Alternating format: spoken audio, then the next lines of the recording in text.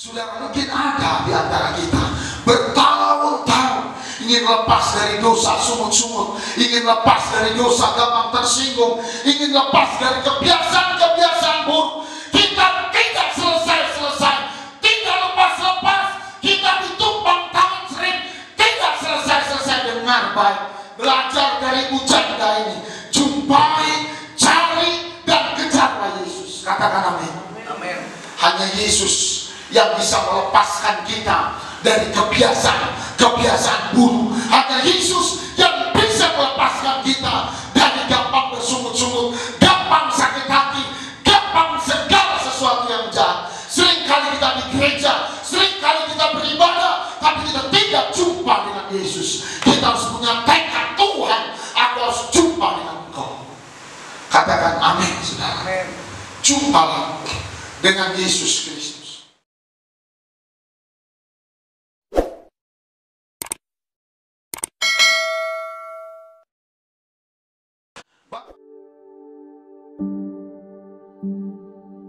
Shalom, dimanapun saudara berada, saya percaya Tuhan selalu memberkati dan menyertai. Seperti yang kita tahu, visi Tuhan untuk gereja GBI Gatsu tahun ini adalah tahun paradigma yang baru. Kalau saudara hafal ayat emas kita di Yesaya 43 ayat 18-21, itu berbicara tentang melupakan terdahulu dan tidak memperhatikan yang purbakala.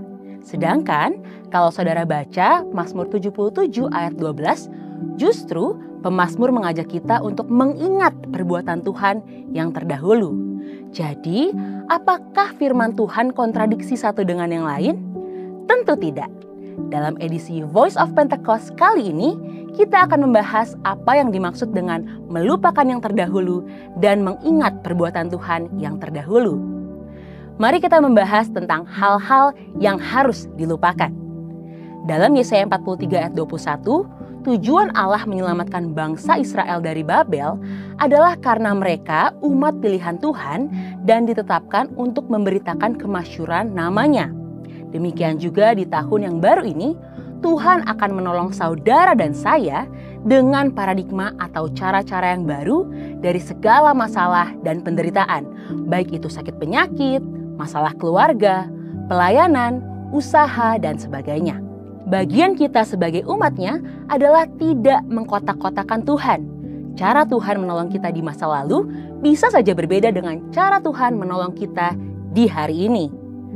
Hal-hal yang terdahulu, walaupun hebat, selama itu menghalangi kita untuk menerima yang baru, hendaknya jangan dijadikan pusat perhatian.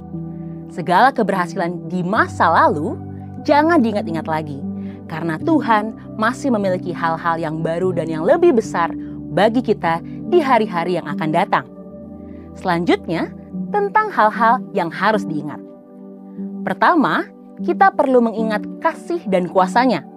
Mazmur 77 ayat 12-13 berkata, "Aku hendak mengingat perbuatan-perbuatan Tuhan. Ya, aku hendak mengingat keajaiban-keajaiban-Mu dari zaman purbakala.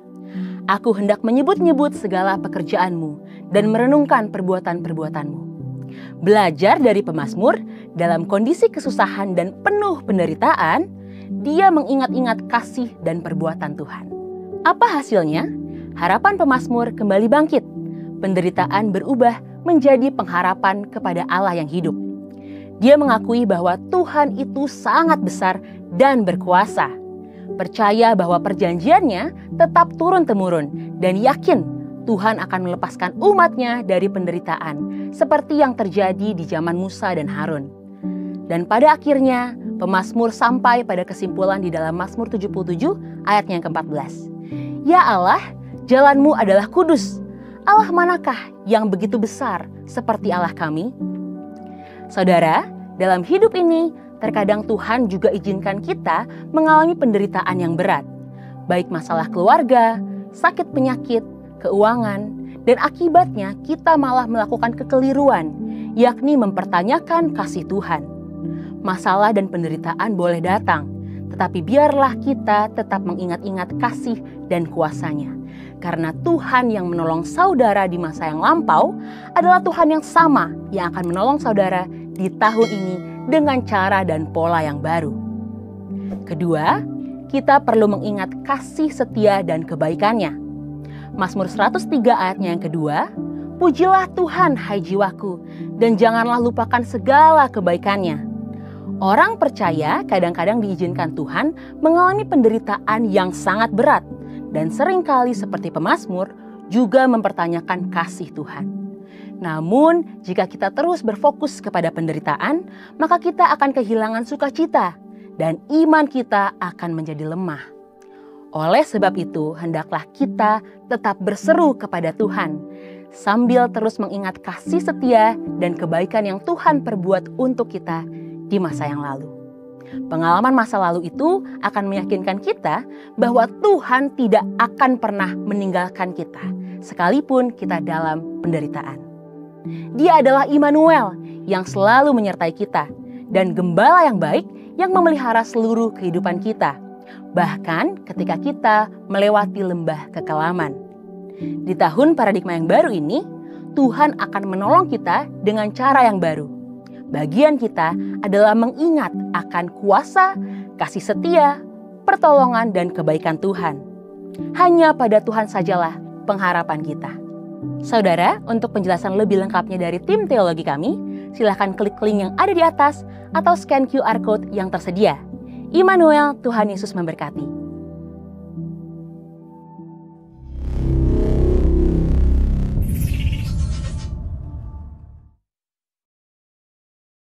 Dalam nama Yesus, terima kasih buat kasih setiamu.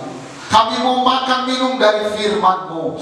Firman-Mu itu pelita dan terang bagi setiap jalan-jalan dan kaki kami. Firman-Mu itu kekuatan buat kami ya Tuhan. Beri hamba-Mu bahasa hikmat, beri urapan baru. Biarlah kemurahan-kemurahan-Mu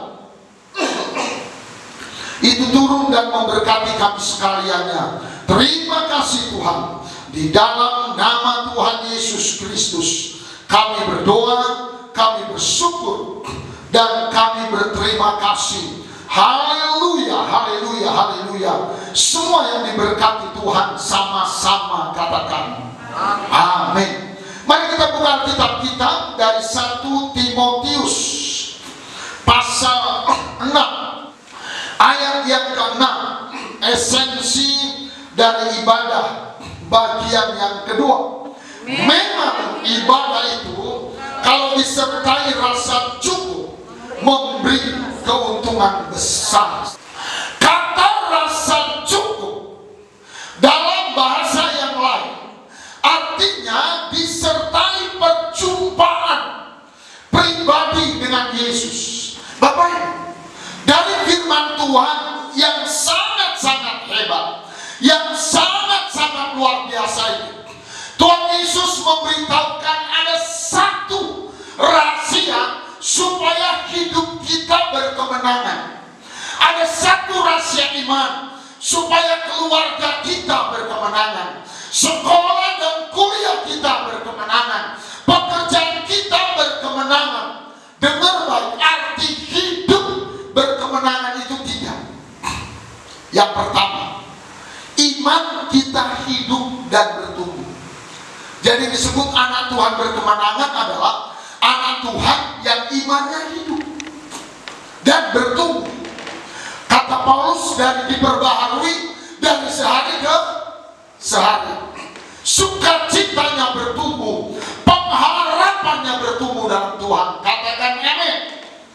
Yang kedua, yang dimaksud dengan hidup berkemenangan adalah iman kita tahan banting, tahan diproses, tahan dibentuk, tahan dilatih. Kata Alkitab, dia tahan pikul salib setiap hari, dia tahan melewati padang gurun. Yang ketiga, orang yang berkemenangan artinya kita selalu bisa menang, baik di waktu-waktu yang sukar. Amin, saudara. Jadi kesulitan bukan jadi alasan. Saudara, apakah rahasia membuat hidup berkemenangan? Cuman satu. Kata 1 Timotius 6 ayat 6. Kita harus jumpa dengan Yesus Kristus Tuhan. Katakan amin.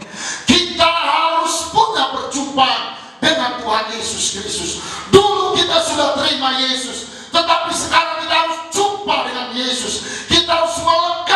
dengan Yesus, kita harus intim dengan Yesus.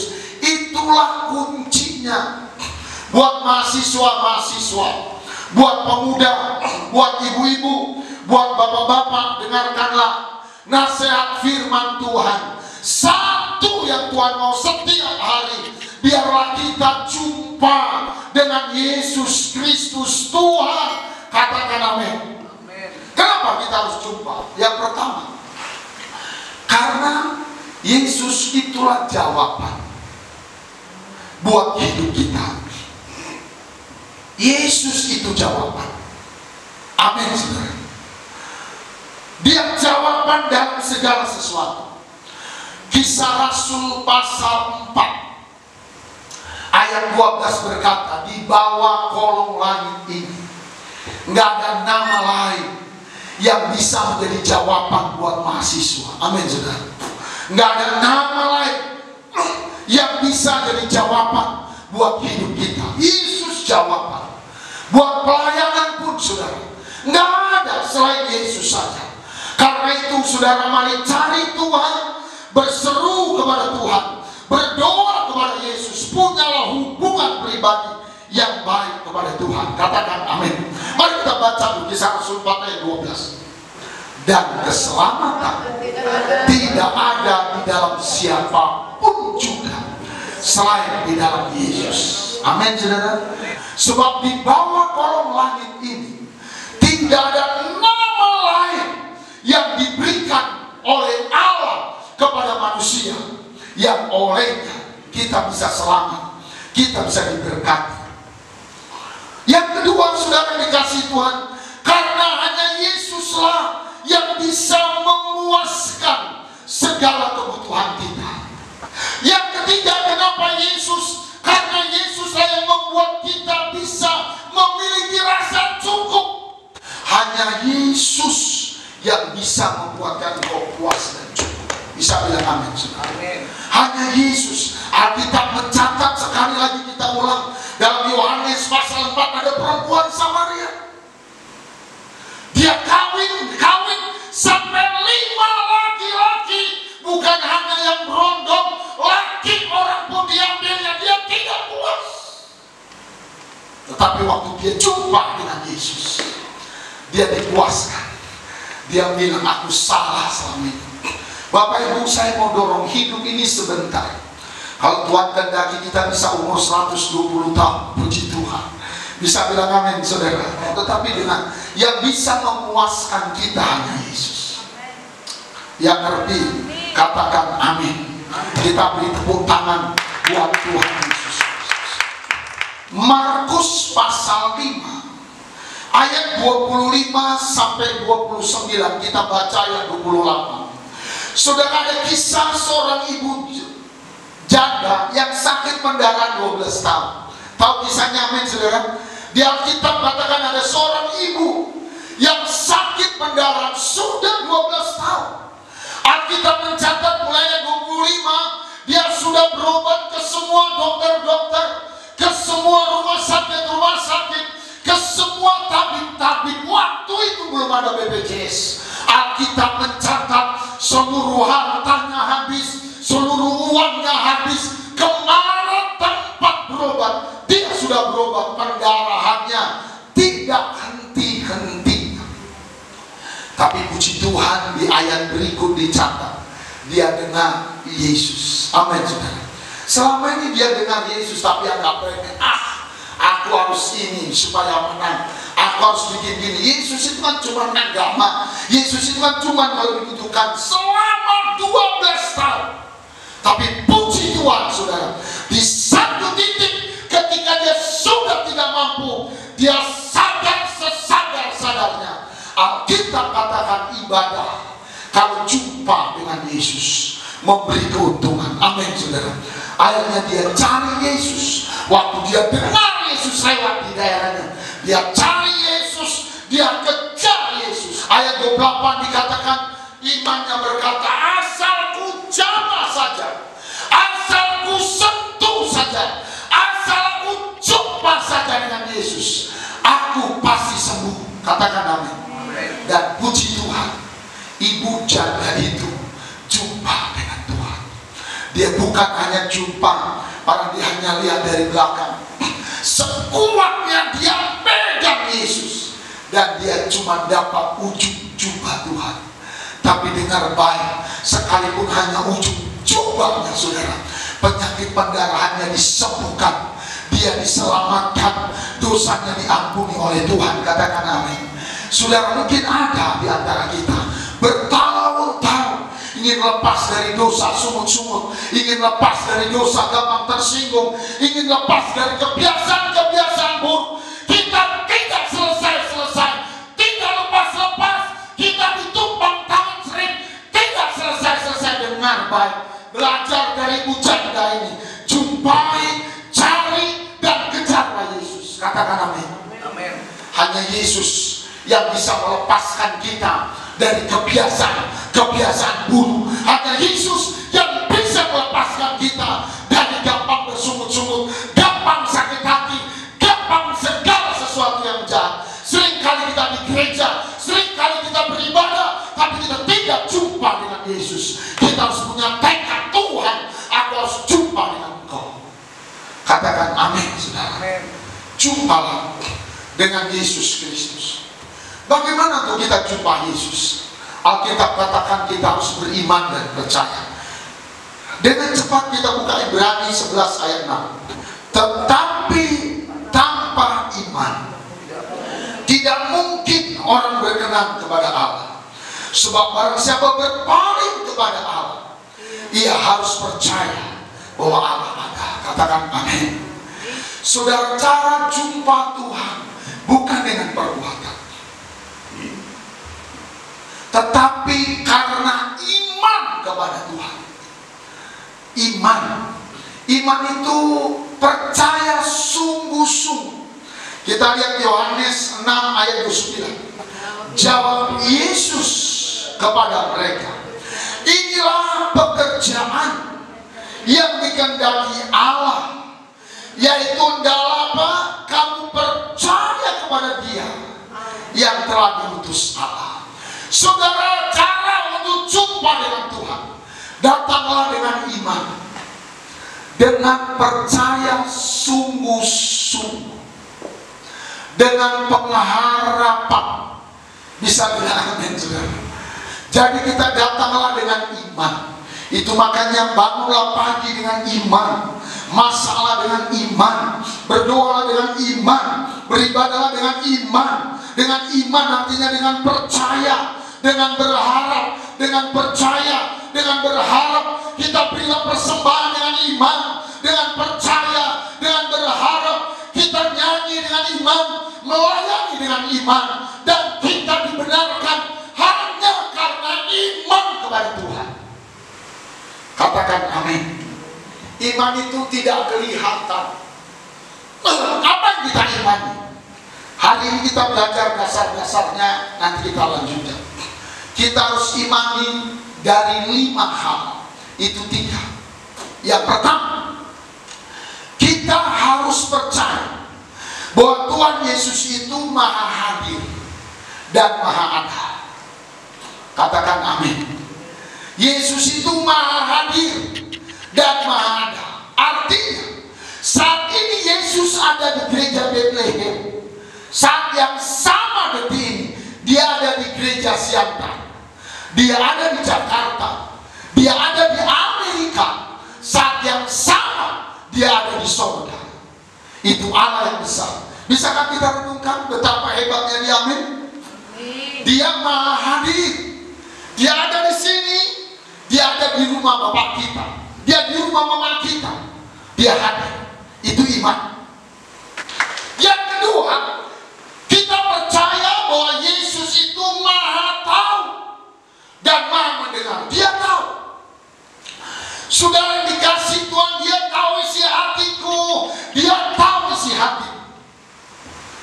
Belum kita ngomong, dia udah tahu. Belum kita bicara, dia sudah tahu. Kalau kita punya niat busuk, dia tahu. Kita punya niat mulia, dia tahu. Yang hebatnya saudara, sekarang kita umur 28, dia tahu 10 tahun mendatang, dia tahu 20 tahun mendatang. Itulah Yesus, itu yang harus kita percaya. Apa yang kita percaya? Tuhan Maha tahu.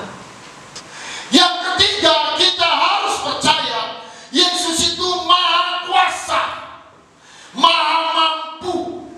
Dia bisa buat yang tidak ada jadi ada, yang sukar jadi mudah, yang tidak mungkin jadi mungkin. Tuhan itu Maha mampu. Dengar Pak? Bahkan kita harus percaya, kalau Tuhan mau, Dia bisa ciptakan bumi yang baru satu lagi, dan itu dengan gampang Dia kerjakan. Itulah Tuhan kita, Tuhan yang Maha kuasa. Katakan amin. Jadi tiga, pertama Dia Maha hadir, kedua Maha tahu, yang ketiga Maha kuasa. Kalau mau ditambah dua lagi, Maha pemurah dan Maha penyayang, Maha pengampun. Kasihnya luar biasa. Amin, saudara. Karena itu apa caranya supaya kita jumpa dengan Tuhan? Kita harus percaya bahwa kita punya Tuhan yang dahsyat. Katakan amin. Izinkan 4 ayat lagi kita tutup. Mari kita lihat perlunya percaya itu dulu. Yohanes 11 ayat 40. Kita baca dengan cepat dan kita akan memuji Tuhan. Jawab Yesus, bukankah sudah kukatakan kepadamu, jikalau engkau percaya, engkau akan melihat kemuliaan Allah. Katakan amin. Kalau keluarga kita percaya, kalau saya dan saudara percaya pada Yesus, kita akan jumpa dengan Yesus. Kalau kita jumpa dengan Yesus, itu artinya maka kita akan melihat mujizat-mujizat Allah. Sayangnya kenapa kita percaya dan tidak melihat kemuliaan Allah? Karena seringkali kita percaya hanya ingin melihat mujizatnya. Alkitab katakan percayalah, kita pasti jumpa dengan Tuhan. Mau jumpa Tuhan? Percaya. Kita baca lagi ayat ini. Kisah Rasul 16 ayat 31. Jawab mereka, percayalah sungguh-sungguh kepada Tuhan Yesus Kristus, dan engkau apa? Akan selamat, engkau dan seisi rumah. Saudara, Alkitab katakan, percayalah kepada Tuhan sungguh-sungguh, kau akan selamat. Tanpa kita punya kehebatan, mungkin kita salahnya banyak, kelemahannya banyak, dosanya banyak. Alkitab katakan kita harus percaya pada Yesus. Katakan amin, saudara. Waktu kita percaya, Tuhan berkenan dijumpai. Kita berkenan jumpa dengan Tuhan. Kalau kita jumpa dengan Tuhan, kita pasti diselamatkan, kita pasti disembuhkan, kita pasti ditolong. Katakan amin. Kenapa? Karena percaya itu hebat. Kita lihat Kisah Rasul 3 ayat 16. Dan karena kepercayaan dalam nama Yesus, maka nama itu telah menguatkan orang yang kamu lihat dan kenal ini. Mau dikuatkan? Percaya Yesus. Makanya orang yang mau berjalan jumpa dengan Yesus, Yesaya berkata, orang yang menanti-nantikan Tuhan, biarpun belum jumpa, selalu mendapat kekuatan baru. Amin, saudara. Ada lagu girang berkata, berjalan ke kanan. Jadi kepercayaan itu menguatkan. Itu sebabnya orang-orang percaya selalu optimis. Terus kita baca, dan kepercayaan itu apa katanya? Telah memberi kesembuhan kepada orang ini di depan kamu semua. Kepercayaan janda yang pendaran 12 tahun itu menyembuhkannya. Kepercayaan kita itu membuat kita jumpa dengan Tuhan Yesus. Katakan amin. Saudara, percaya. Kalau kau sakit, percaya pada Tuhan. Kau kuliah rasanya semua tidak mungkin, percaya pada Tuhan. Yesus akan membuatnya sembuh. Yesus akan menciptakan mujizat. Amin, saudara. Kita akan baca Lukas 8 ayat 50 yang terakhir. Ini kisah, Bapak ceritakan dulu. Ada seorang kepala rumah ibadah. Kepala rumah ibadah ini punya anak gadis perempuan umur 12 tahun. Sakit parah, udah nggak ada harapan. Tapi hebatnya kepala rumah ibadah ini orang beriman. Dia tahu Yesus. Akhirnya dia pergi menjumpai menjumpai Tuhan Yesus. Sampai jumpa. Sebab dia percaya kalau jumpa Tuhan, mujizat pasti jadi. Amin saudara. Karena itu kalau kita ada bergumul, ambil puasa sampai jumpa sama Yesus. Seperti Yakub bergumul sampai jumpa dengan Yesus. Amin saudara. Akhirnya kepala rumah ibadat ini jumpa dengan Yesus. Dia ceritakan, guru, hambaku umur 12 tahun sakit parah, nunggu mangan gigi, tolong sembuhkanlah. Akhirnya Yesus bilang, ayo. Waktu mereka jalan di tengah jalan, itulah jadi peristiwa. Ibu janda pendarahan. Amin saudara. Di jalan begitu selesai ibu janda ini disembuhkan, datanglah petugas gereja, staf gereja, dia bilang, Pak Yairus, itu nama kepala rumah ibadah, borumu dan meninggal. Jangan lagi kau ganggu guru. Udah gak ada harapan. Udah cek. Sudahlah. Biarkanlah Yesus pulang. Tapi Yesus hebat. Karena kepercayaan itu menciptakan mujizat. Kita baca ayat ini. Mari kita baca ayat 50. Kuat-kuat. Ini ayat terakhir. 2. Ya. Tetapi Yesus mendengarnya dan berkata kepada Yairus, jangan takut. Percaya saja, anakmu pasti selamat. Bisa bilang amin? Semua udah gak ada harapan. Hari ini sebelum kita pulang dari rumah Tuhan, jangan takut. Percaya saja kepada Tuhan. Dia akan mengerjakan mujizat. Amin saudara. Saudara, satu cara untuk kita bisa jumpa dengan Yesus, kita harus percaya kepada Tuhan. Nyanyilah dengan percaya. Angkatlah tanganmu dengan percaya. Mungkin kita gak rasa angin bertiup, mungkin kita gak rasa ada orang menyentuh kita, tetapi Alkitab berkata, Yesus berkata pada Yairus, Yairus, una komabian, jangan kamu khawatir, percaya saja. Indada numahudok kotuho, katanya, bukankah sudah kukatakan kepadamu, kalau kamu percaya, kamu pasti melihat kemuliaan Allah. Saudara yang diberkati Tuhan, mari kita beri tepuk tangan yang meriah buat Tuhan. Sama-sama semua katakan amin. Curahkanlah kuasa-Mu Tuhan, kita berdiri sama-sama. Nyanyilah dengan percaya. Angkatlah tanganmu dengan percaya. Kalau kau di rumah, berlututlah dengan percaya. Katakan, Tuhan, aku mau jumpa dengan Engkau. Yang pertama, aku mau percaya padamu Tuhan. Apapun keadaanmu, percayalah kepada Tuhan. Percaya saja. Dan akhirnya ketika Yesus sampai ke rumah, betul budak perempuan itu sudah meninggal. Tetapi karena Yairus percaya, Yesus pegang tangan anak itu, dan dia hidup kembali karena jumpa dengan Yesus. Bapa, di dalam nama Yesus, terima kasih betapa Engkau hebat, betapa Engkau luar biasa, betapa Engkau ajaib bagi kami. Tuhan, Engkau memberkati kami dengan luar biasa. Hari ini kami mau percaya pada Tuhan. Kami mau jumpa dengan Tuhan. Kami ingin mengalami muka dengan Tuhan.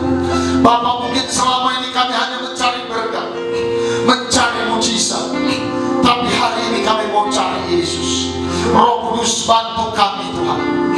Bantu kami Tuhan. Bantu dengan kasih setia yang sangat luar biasa. Haleluya.